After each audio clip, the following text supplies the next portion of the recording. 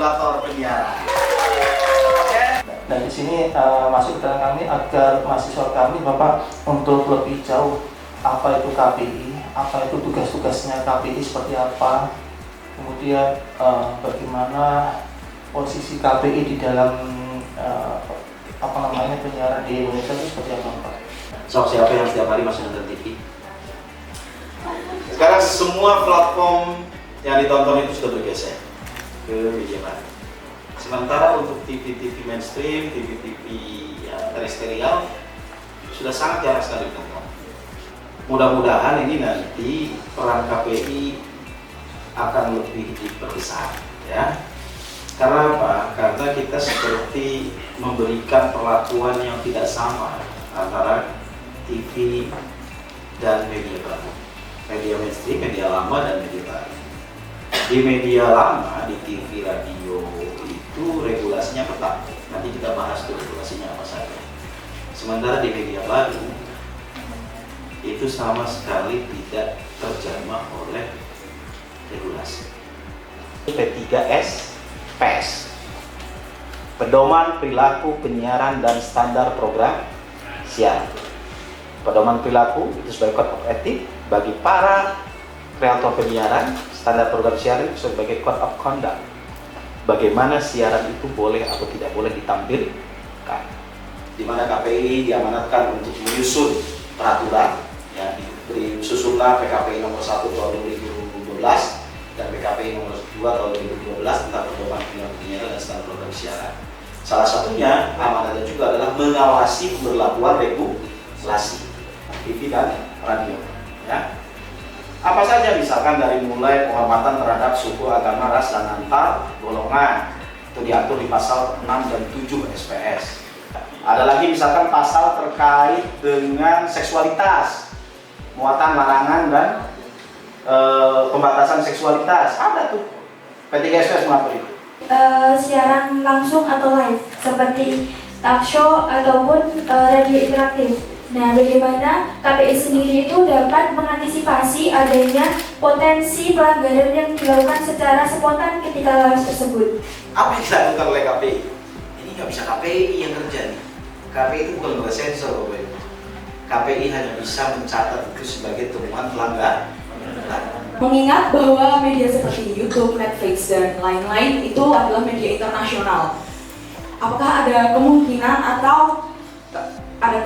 untuk mengawasi media tersebut secara ketat seperti media di televisi dan perfilman di Indonesia? Karena kita itu rezimnya Undang-Undang Penyiaran tahun 2002, di mana penyiaran kita masih rezim analog, ya. Analog, ya. Analog. Hari ini penyiarannya sudah era digitalnya, sudah rezim digital, maka sudah tidak bisa menjawab persoalan-persoalan penyiaran hari ini sebenarnya. Maka yang kemudian kita ingin merevisi ketiga SPS itu. Nah, kalau sudah undang-undang penyiaran yang baru ini hadir, insya Allah nanti media baru juga diawasi secara ketat. Meningkatkan literasi masyarakat agar tidak hanya bergantung pada pengawasan lembaga, akan tetapi juga dapat mampu mencari konten secara mandiri. Dan sebutkan contohnya. Itu ada namanya program literasi sejuta pemirsa. Itu program memang dibuat oleh KPI.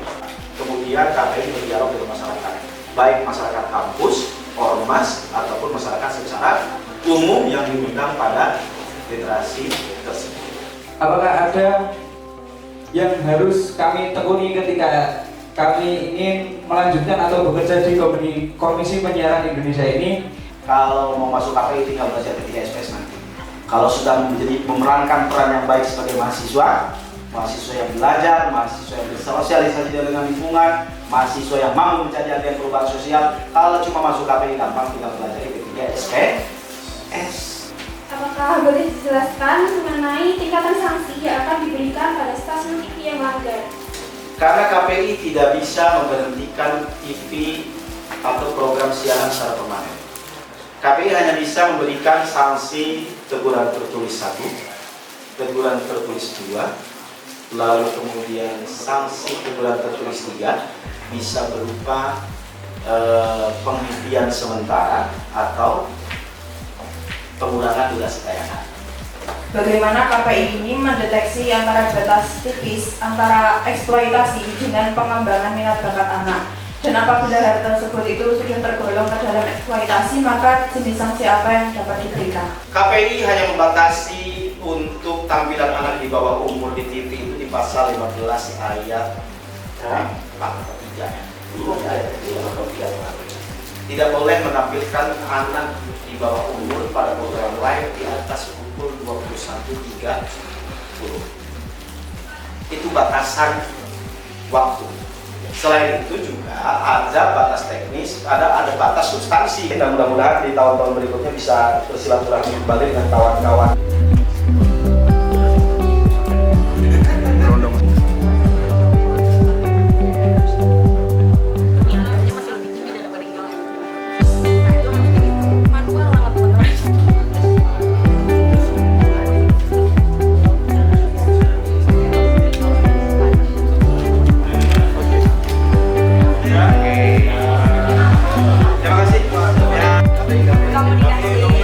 Komunikasi sama.